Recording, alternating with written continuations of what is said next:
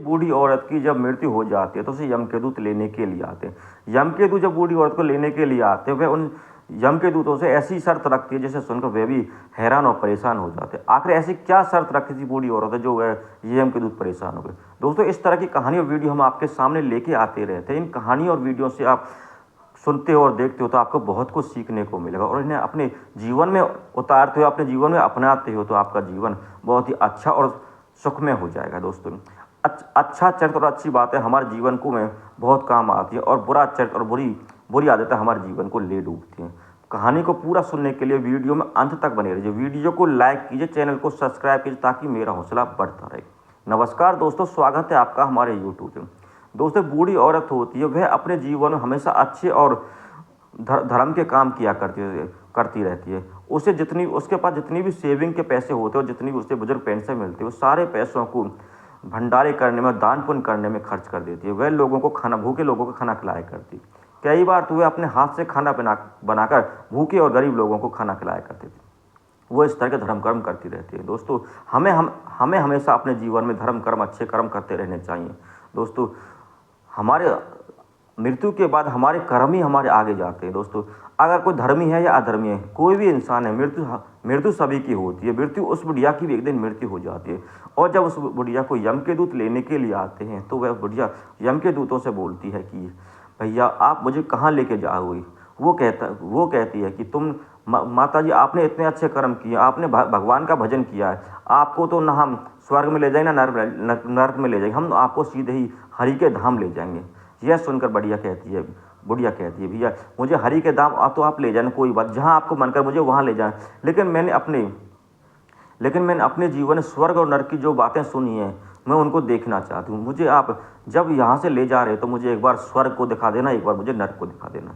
तो बुढ़िया की बात सुनकर भैया यम के दूत बोलते हैं, माता जी, जब आपने इतने अच्छे कर्म किए और आपने भगवान का भजन किया है और आपको भगवान ने हमें सीधा अपने धाम लाने के लिए बोला है, तो जैसे आप कह रहे हो तो हम आपकी इच्छा भी पूरी करेंगे। हम आपको नरक भी दिखाएंगे और हम आपको स्वर्ग भी दिखाएंगे।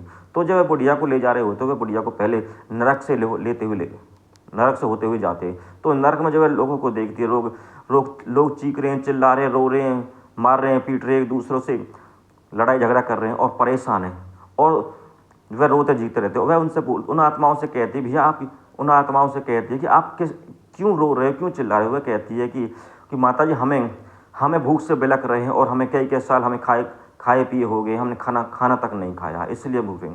तो जब बुढ़िया यह बात सुनती है तो उन्हें नरक में एक 300-400 फुट ऊंची एक घड़ा दिखाई देता है, और उस घड़े के ऊपर एक बड़ा सा चमचा रखा हुआ था। वह पूछती है कि ये घड़ा क्या है, इसमें क्या रखा हुआ है।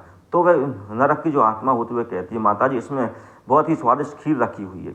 तो जब कहती तब तुम्हें भूख लगी हो, इसमें खीर रखी हो, तो तुम इस खीर को खाते क्यों नहीं हो। तो वह नरक की आत्मा, नरक के लोग बोलते हैं, माता जी, यह खीर का घड़ा बहुत ही ऊंचा, अब हम इतने ऊंचे कैसे चढ़ेंगे और कैसे इस खीर को खाएंगे, हम इस खीर को खा नहीं सकते। तो जब बुढ़िया ये बात सोचती है तो कहते हैं, इन लोगों की ये बात तो सही है, वे इतने ऊंचे घड़े पर 300-400 फीट ऊंचा घड़ा है, इस पर कैसे चढ़ेंगे, कैसे खीर को लेंगे। तो वह वहाँ से निकलने के बाद फिर स्वर्ग में आ जाती है। जब स्वर्ग में आती है, स्वर्ग में लोगों को हंसते खेलते, एक दूसरे बातें करते हुए सुख में इन लोगों को देखती है, तो वह बहुत प्रसन्न होती है। और वह वहाँ भी देखती है तो वहाँ भी इतना ही 300-400 फीट ऊंचा एक घड़ा रखा हुआ था। वह लोगों से पूछती है, यह क्या है। वन की यह घड़ा है, इसमें बहुत ही स्वादिष्ट खीर रखी हुई है। तो वह, उसके दिमाग में यही बात थी कि जैसे नर्क वाले लोग उस खीर को नहीं खा पा रहे थे, ये स्वर्ग के आदमी भी कैसे इस खीर को खाएंगे। तो उनसे पूछते, भैया आप इस खीर को खाते कैसे हो। तो वह स्वर्ग के आदमी बोलते, ये तो बहुत ही आसान है, हमारे इस स्वर्ग में बहुत सारे पेड़ पौधे हैं, हम उनकी लकड़ियों को काट के छोटी सी एक सीढ़ी बना रखा है, सीढ़ी पर चढ़ते हैं और अपने इस खीर को ले लेते हैं।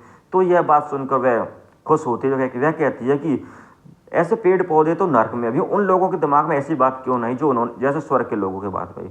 अब वह वहाँ से निकलती है और वहाँ से सीधा हरि के धाम आ जाती है।